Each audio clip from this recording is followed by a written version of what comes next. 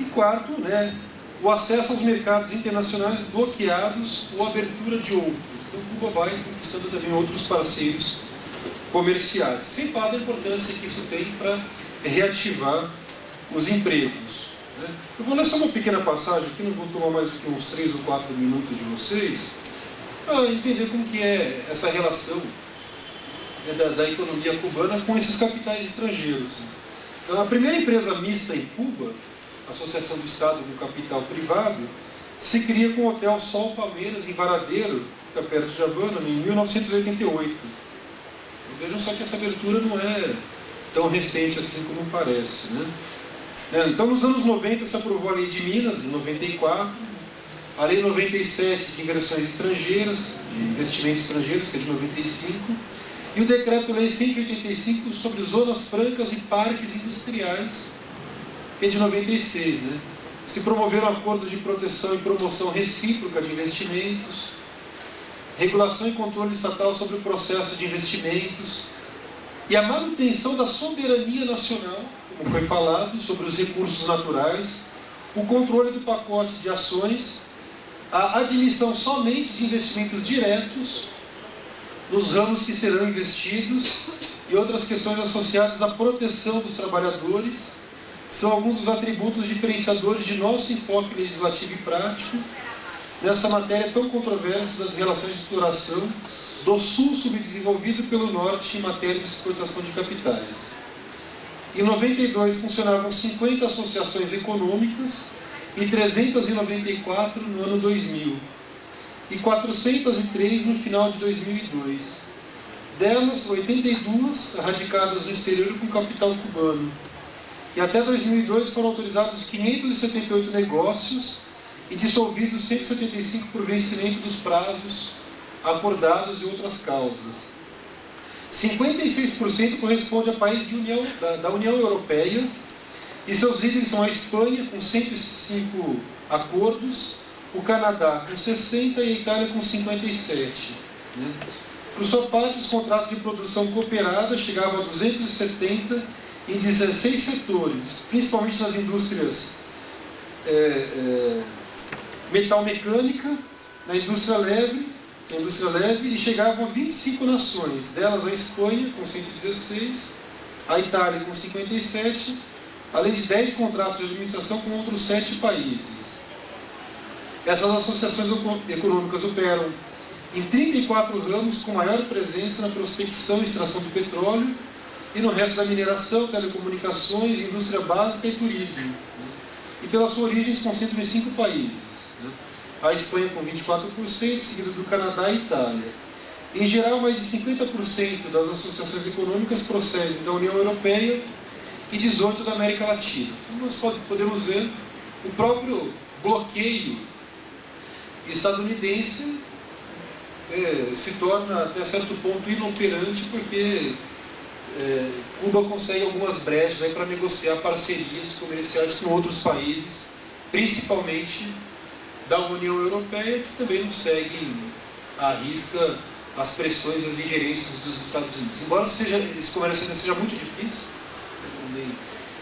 como foi falado, um navio de bandeira de algum país da União Europeia, por exemplo, que atraca num porto de Cuba, não pode, num prazo de 6 meses, atracar no outro porto dos Estados Unidos. Isso representa também perdas comerciais impressionantes. Então, há muitos casos, por exemplo, de navios que chegam carregados em Cuba e voltam vazios para o seu país de origem, justamente por causa dessas pressões dos Estados Unidos. Então, Cuba acaba consumindo bastante de fora, mas as suas exportações são bloqueadas por causa dessas pressões dos Estados Unidos.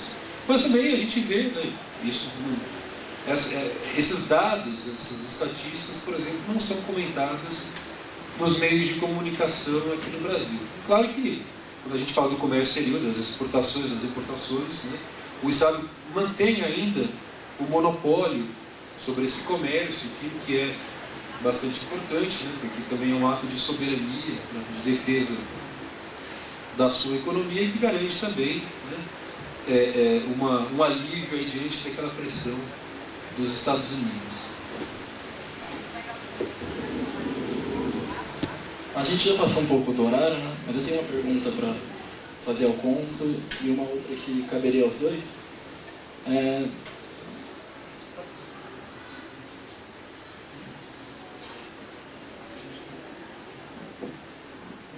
Como são as atuais relações de Cuba com os ex-países do Bloco Oriental, a Rússia e os países da União Soviética, do Polônia, Hungria, se ainda há uma preferência comercial, política, uma relação, uma coesão entre esses países. E a pergunta que caberia também ao professor Fassoni qual o papel de Cuba na integração latino-americana, o principal elemento, ponto de Cuba nesse processo?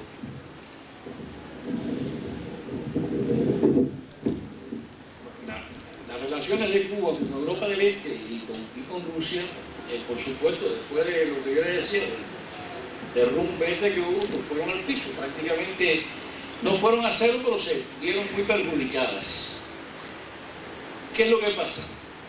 Que durante un tiempo largo, tanto los países de Europa del Este como Rusia nos estaban exigiendo el pago de todo lo que, de lo que según decían nosotros le debíamos a ellos.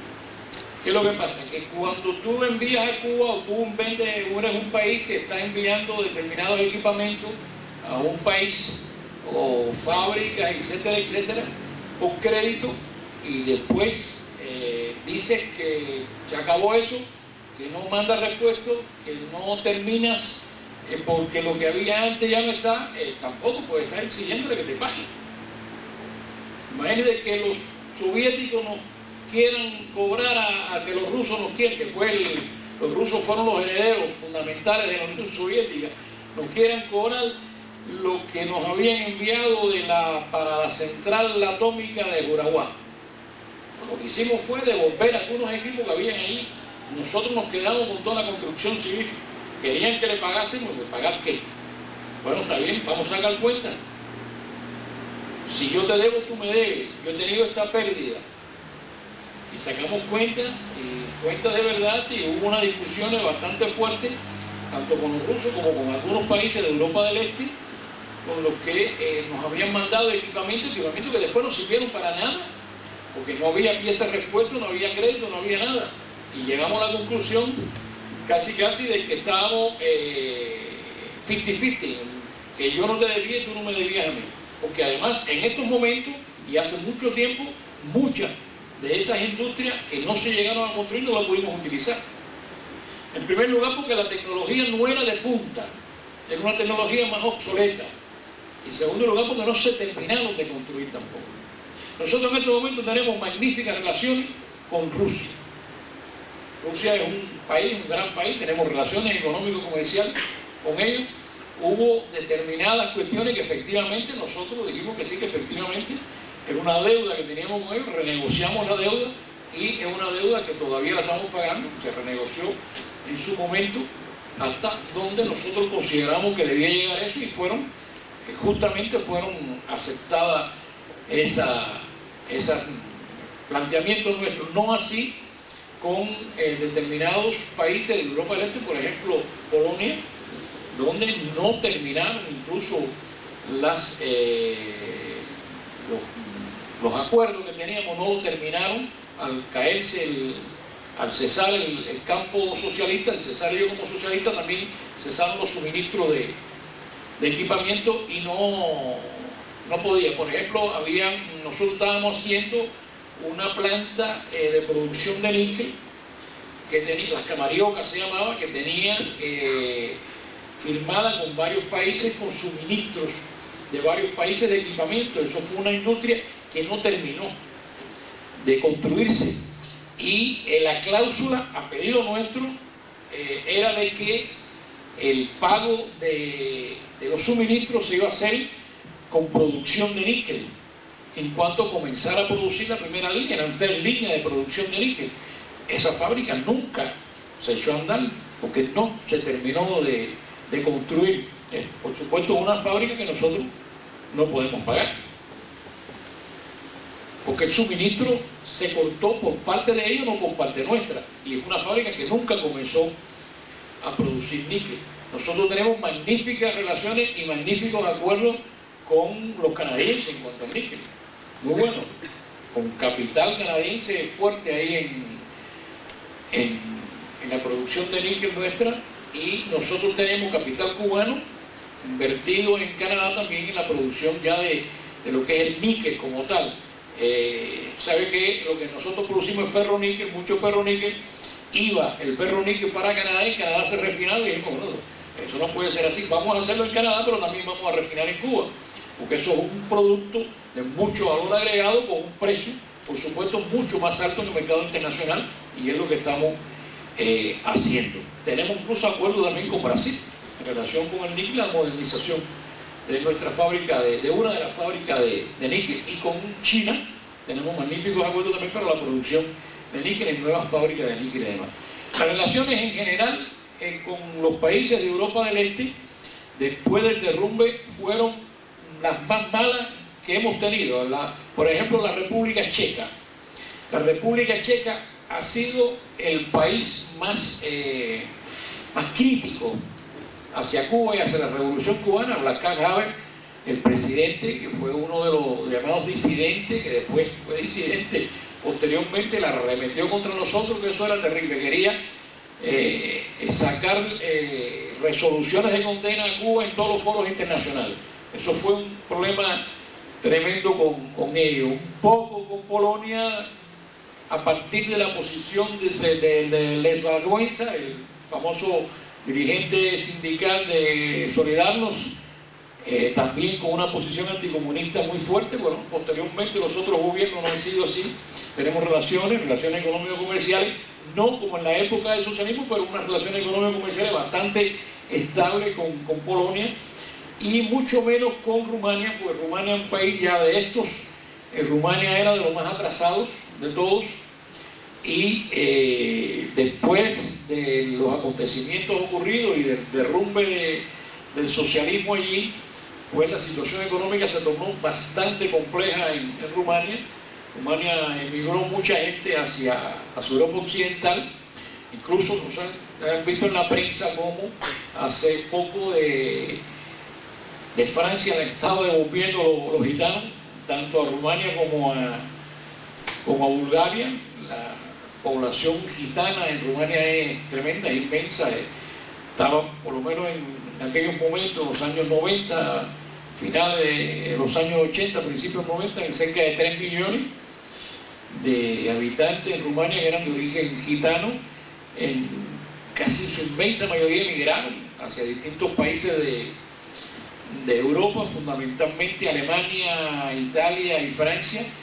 Los alemanes, ni corto ni perezosos, un buen día se lo montaron en un tren y se lo devolvieron casi todo, un tren, y dijeron no admitimos más aquí. Y los franceses, ustedes han visto con lo que ha estado ocurriendo, la democracia francesa, cómo está tratando a los gitanos, y todo el revuelo que se ha formado en Francia con los gitanos, que ya ahora todos los problemas internos que hay ahí, la huelga han opacado el problema ya no hay quien hable de los gitanos, ahora nada más que hablan es de la huelga y de las concentraciones de los trabajadores franceses ahí en Francia. Y con Rumania tenemos relaciones, pero son relaciones de muy bajo perfil económico, nunca los tuvimos altos, y ahora mucho menos. Algunas cuestiones compramos ahí a través de terceros fundamentalmente, pero no directamente. Y con Hungría fue un poquitito mejor. Con Hungría teníamos relaciones más técnicas en algunos equipos, fundamentalmente motores, para la remotorización que se está llevando a cabo en Cuba. Compramos en Hungría, son muy buenos los motores diésel que producen ellos. Pero las mejores y mayores relaciones las tenemos con Rusia. Bueno, Rusia es un país que considero potencia en este sentido, desde el punto de vista tecnológico, desde el punto de vista económico también, y las relaciones mayores las tenemos con él.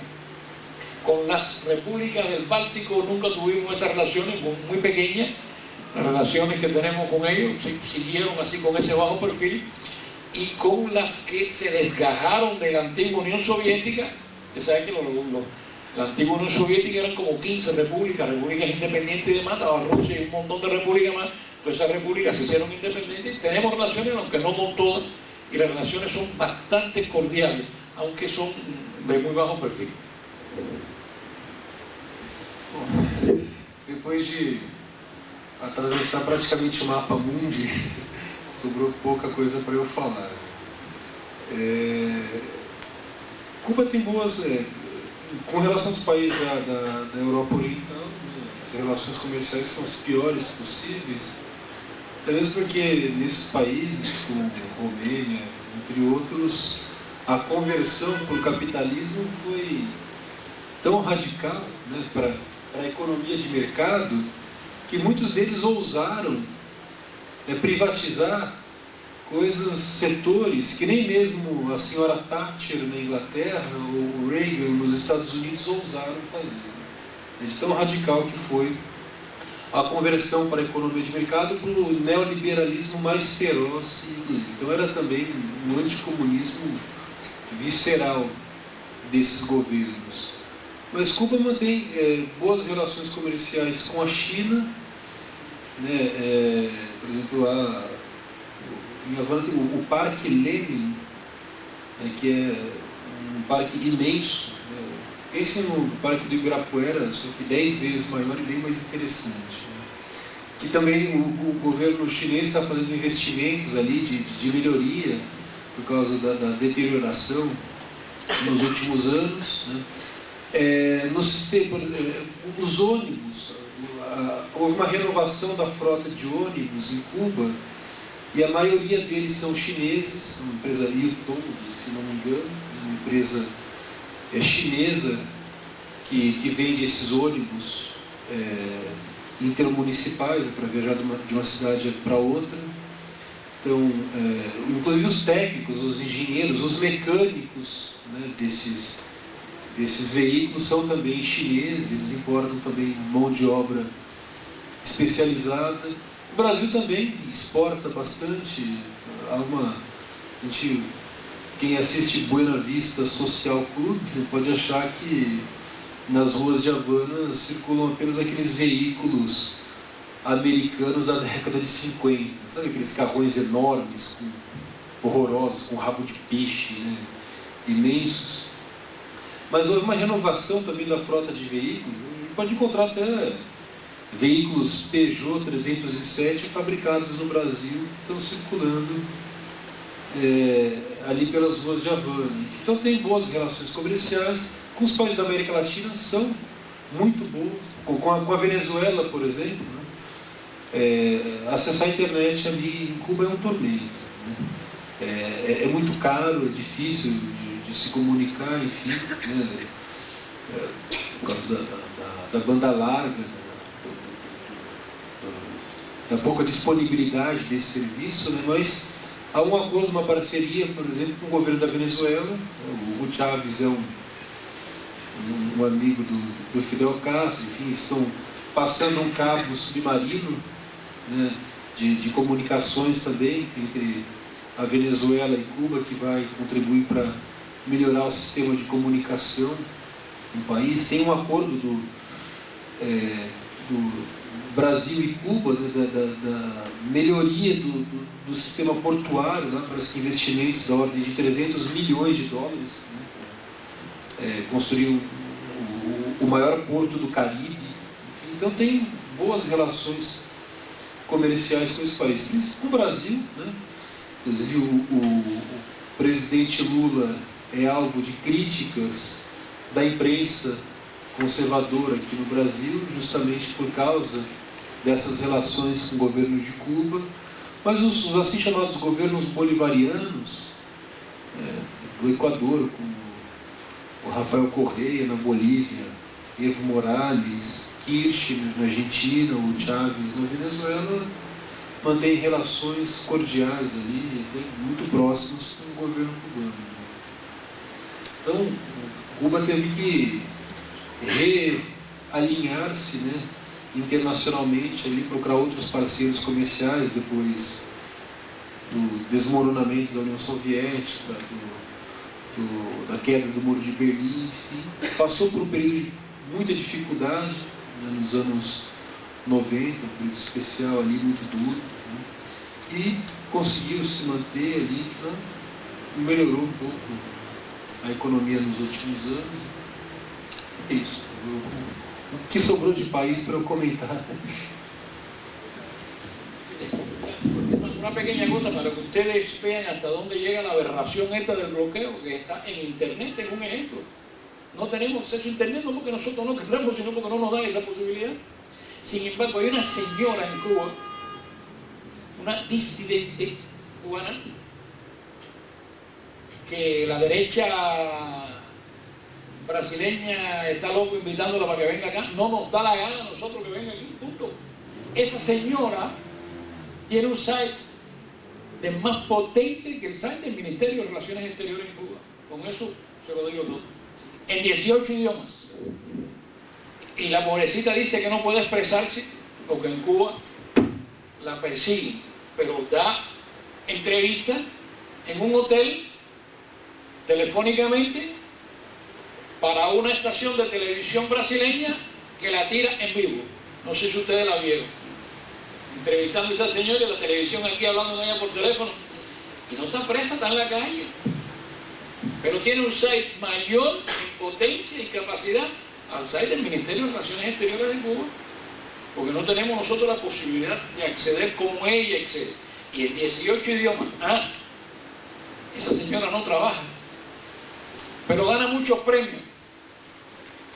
Ha ganado varios premios de periodista, premios internacionales. Ella no es periodista.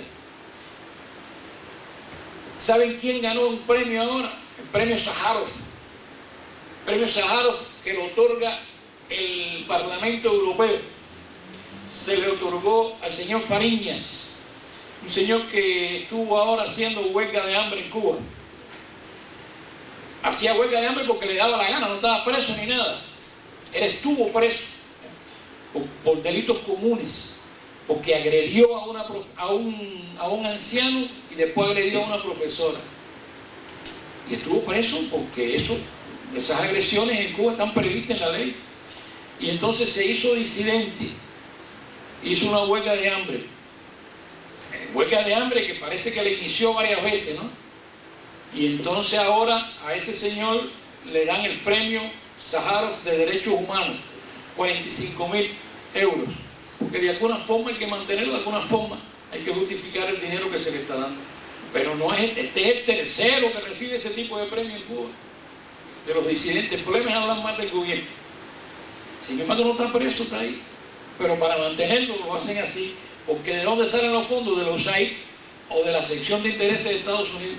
Estados Unidos tiene un presupuesto, que es el único presupuesto del mundo, donde hay una partida de gasto que dice que no inferior a 20 millones.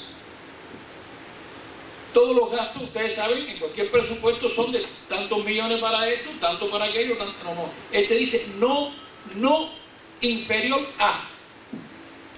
O sea, no inferior a 20 puede ser 25, 30, 50, 100, 200. Para precisamente suministrarle a través de las distintas agencias norteamericanas, a través de la sección de intereses, a los llamados disidentes. Que yo no sé, no debe quedar pertinentemente ninguno, porque en la medida que ha estado preso se ponen en libertad y se van del país. Casi todos se han ido para España. Pero llegaron a España y se pusieron a hablar mal del gobierno español. Y mal de la Iglesia Católica.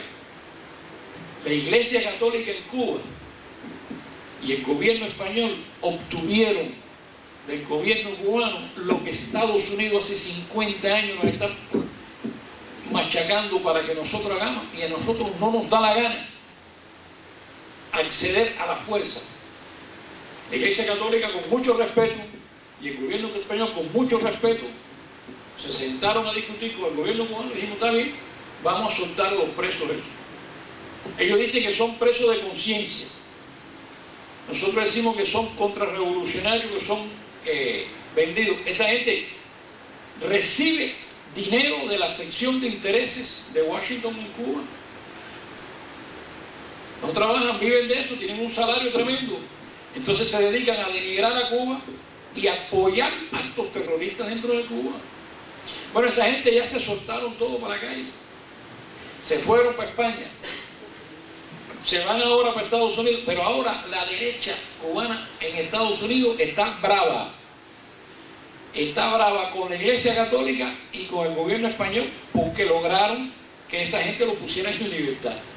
Ahora no saben qué hacer porque ya todos los disidentes se le han ido. Ahora tienen que buscar nuevos disidentes. Vamos a ver qué cantidad de millones van a tirar para allá para ver si compran a alguien. Esa es la tragedia que tenemos en Cuba, amigos míos.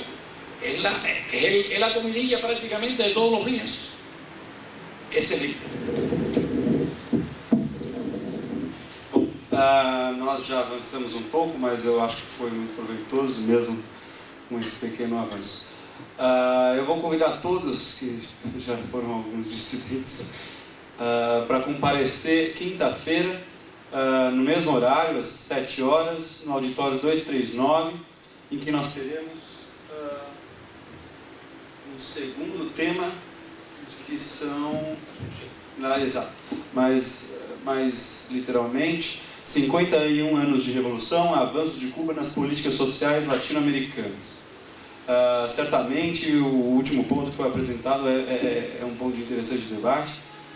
Nos foi apresentado várias questões que pelo menos eu desconheci em relação a esses ditos dissidentes, e tendo em vista que nosso tema próximo abrange também essas questões, nós convidamos a todos que tenham alguma questão ou etc, o posicionamento, para que nos coloque na quinta-feira. Nós vamos trabalhar também um pouco mais na divulgação, que teve algumas falhas de fato, talvez esse seja o reflexo. Mas eu agradeço a todos a presença e uma vez mais convido a todos. Agradeço ao professor Pedro pelo auxílio, tanto na realização do evento em si, e também nos ajudar, sendo um comentador de muito peso, e ao senhor embaixador, muito obrigado, e agradecemos já de antemão a sua presença também na quinta-feira, e esse acolhimento que o Consulado de Cuba em São Paulo nos deu. Muito obrigado e até quinta-feira.